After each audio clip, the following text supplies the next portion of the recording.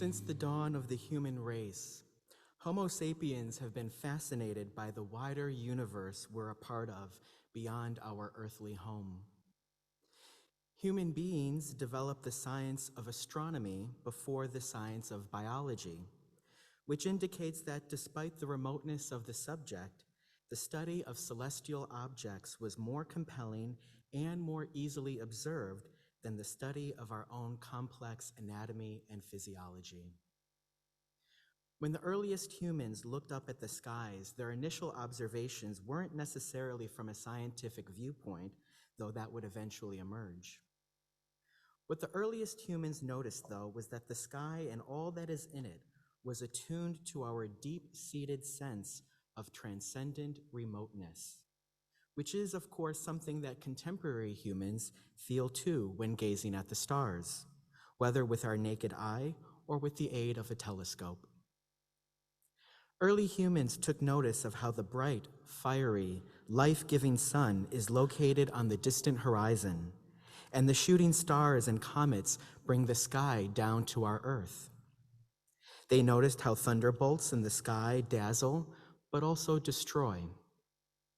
The sky became personalized in the form of sky gods, known by many names, such as Hathor in ancient Egypt, Thor in ancient Scandinavia, Zeus in ancient Greece, Jupiter in ancient Rome, and Indra in contemporary and ancient India. Even Yahweh, the God of Israel, was originally considered a kind of sky god, who only later in history, after the Babylonian captivity, emerged as the Most High among the pantheon of gods in heaven. This sense of the ancient experience with the sky and the divination of it was commented on by the 20th century professor and historian of religion, Mircea Eliade, who said, quote, "It is a total awareness on man's part. Beholding the sky, he simultaneously discovers the divine incommensurability and his own situation in the cosmos. For the sky, by its own mode of being, reveals transcendence, force, eternity. It exists absolutely because it is high, infinite, eternal, powerful," end quote. All of which is to say, the sky's transcendence mirrors the quest for transcendence within the human soul. This sense of transcendence is what the psalmist, whose words we heard this morning, was trying to convey, for when he looked up at the sky and observed the celestial bodies in their orbit, none of which he made and none of which he had any control over, it reminded him of humanity's smallness in the grand scheme of things, and that contrast between finitude and eternity is sure to induce a sense of the sublime.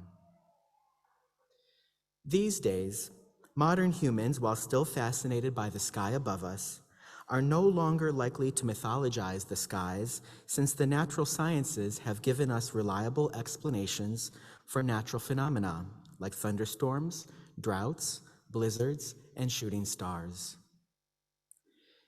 Even if we no longer see the face of Zeus and the other sky gods in the demythicized sky, there are still aspects of what's above us which can't be easily revealed by the daily weather report or our smartphones and smartwatches.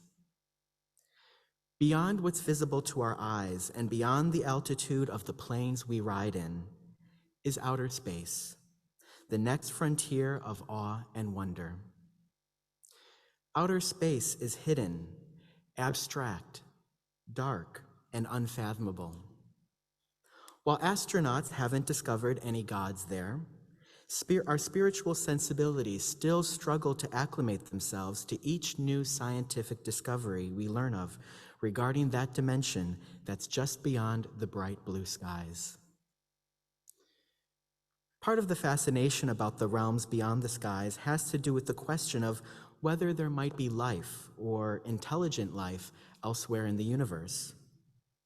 While this question isn't new, it does take on new significance in our era, when seemingly every other question about the universe has already been explored or answered.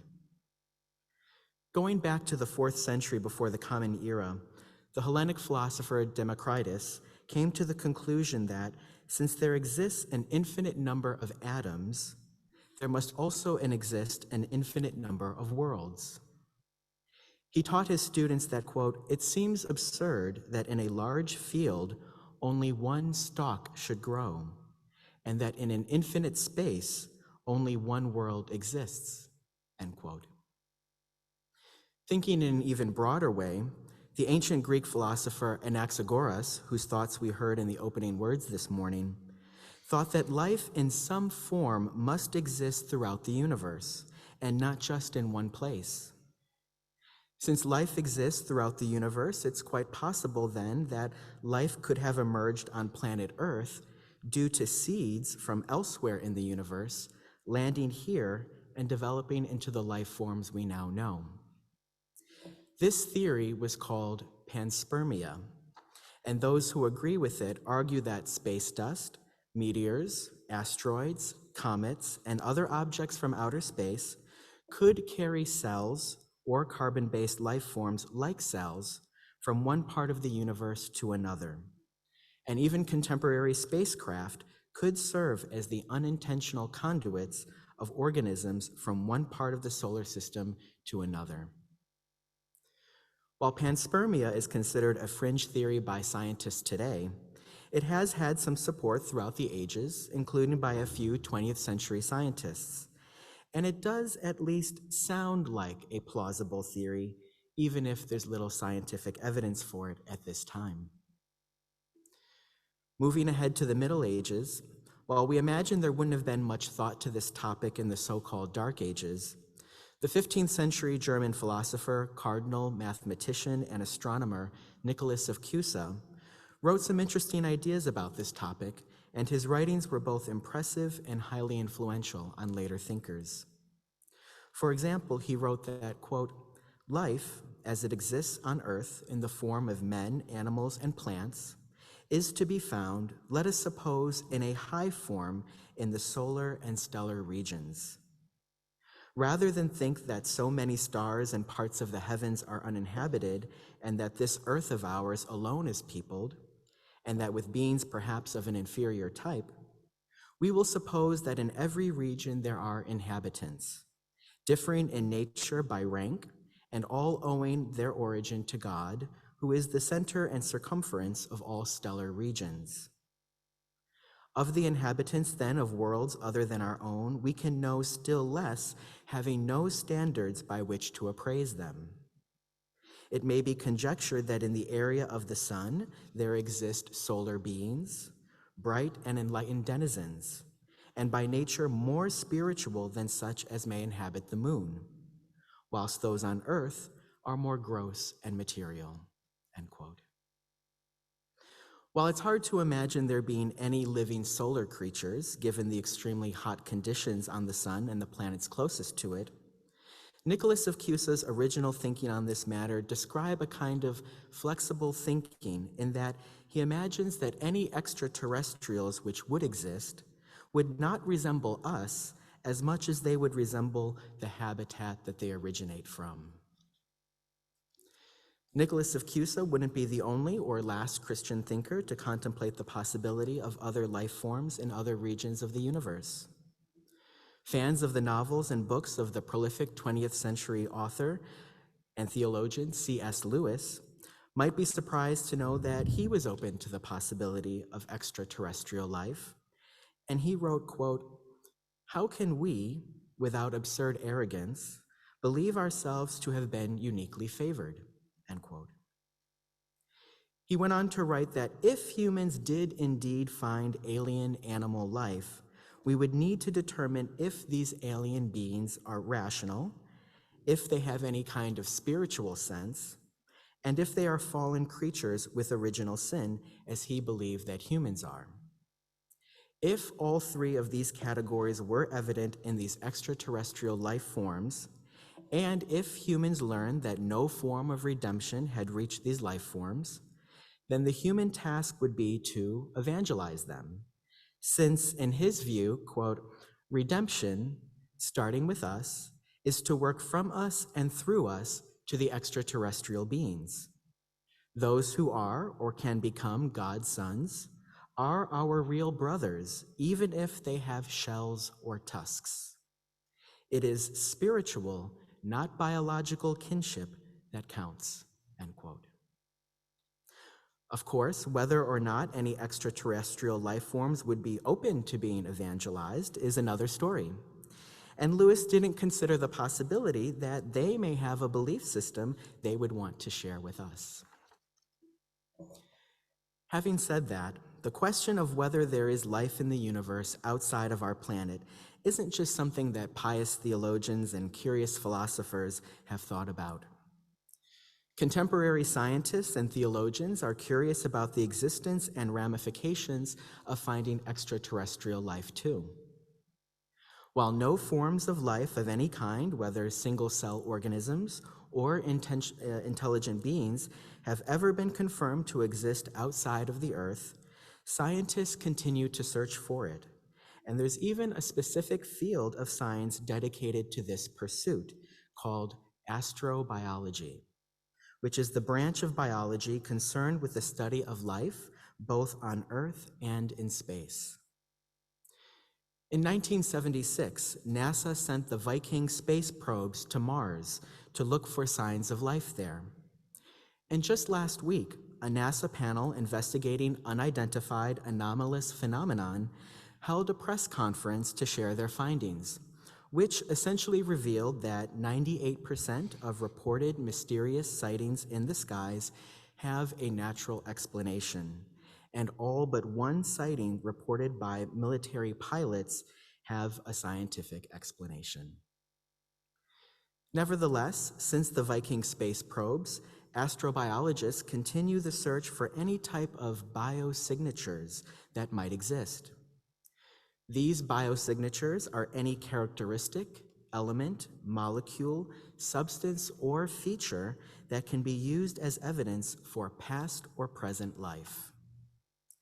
While nothing definitive has turned up yet, one has to be prepared for the possibility that one day something could be found, whether a billion-year-old fossil of some cells or signs of a contemporary alien civilization light years away. If something of that sort were to be discovered, how would we humans respond to that information? And how would that information change our perception of ourselves and the world we live in? What many don't know is that NASA is already thinking ahead about this. It was revealed to the media at the end of 2021 that NASA funded research in 2016 and 2017 to see serious scholarship being published in books and journals addressing the profound wonder and mystery and implication of finding microbial life on another planet. For that reason, 24 theologians were recruited for a study called Societal Implications of Astrobiology at the Center for Theological Inquiry in Princeton, New Jersey. While little of this NASA-funded research has been published so far, one of the researchers, the Reverend Dr. Andrew Davison, who is both an Anglican priest and scientist and who serves on the faculty of the University of Cambridge, has shared publicly that, quote, "In thinking theologically about life elsewhere in the universe, there has been a tendency to pick up mainly on passages from previous theological work where other life has been the topic under discussion. I want to move beyond that and join the discussion to a much wider range of material and perspectives. Perhaps the main discovery I would report on to date is finding just how frequently theology and astrobiology has been a topic in popular writing for at least a century and a half, in monthly magazines, for instance. Detection of alien life might come in a decade or only in future centuries, or perhaps never at all.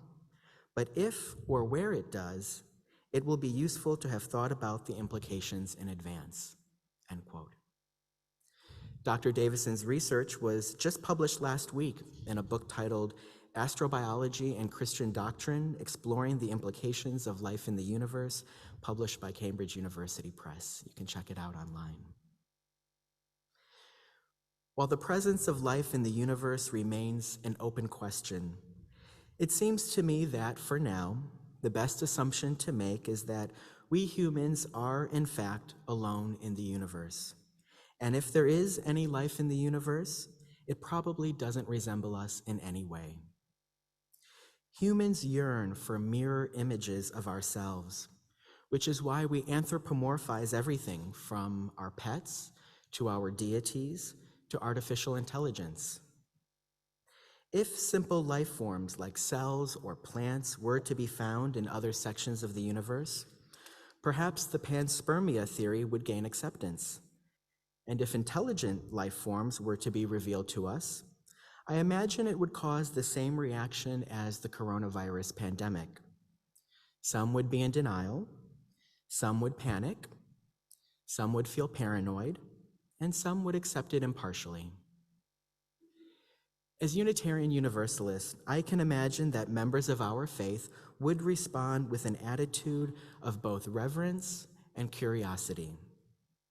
Reverence for the beauty and mystery of our universe, which constantly reveals itself to us, and curiosity in order to know something more than we knew before. And this attitude of reverence and curiosity will serve us well in our daily lives, regardless of what the skies above us reveal.